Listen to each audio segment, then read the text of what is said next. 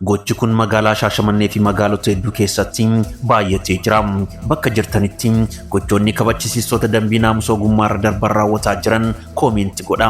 Magaalaa Finfinneetti kabachisiistonni dambii naamusa ogummaarra darbuun namoota daandii irratti seeraan ala daldalan reebuun qabeenya isaanii bittinneessuun maallaqaa fi meeshaa isaanii fudhatan irratti tarkaanfiin seeraa fudhatamee jira.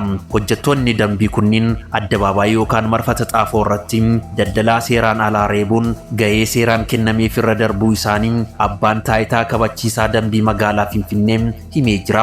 Abbaan taayitichaa ofiisaroonni hawaasaa amanamummaa fi kabajaan akka tajaajilan leenjii irra deddeebiin kennaa turuu isaanii yaadachiisuun kanarra darbuun naamusa ogummaan alaa warreen hojjetan irratti tarkaanfiin eegalame cimee akka itti fufu addeessanii jiru. Ofiisaroota gocha kana raawwatan irratti ragaa qulqulleessuun himanni akka irratti banamu taasisus abbaa taayitaa kabachiisaa dambii magaalaa Finfinnee beeksisee jira.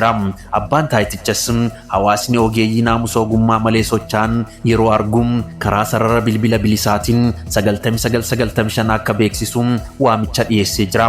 Tarkaanfiin akkanaa kun magaalota hedduu keessatti hojiirra osoo oolee baay'ee bareedaadha.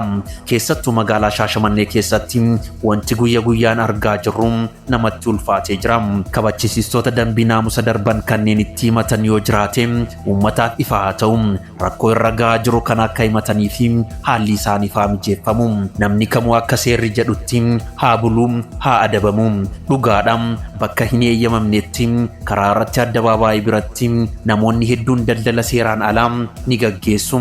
Daldalaan seeraan alaa ta'us warroonni seera kabachisiisan tarkaanfii seera qabeessa osoo hin taane tarkaanfii abbaa irrummaa namoota irratti fudhataa jiran. Akka magaalaa Shaashamannee fi magaalota hedduu keessatti gochoonni kunniin osoo sirreeffame baay'ee bareedaadha.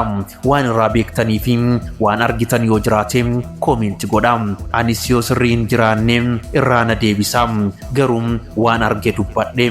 Kun mana gurbaa qaxaleeti.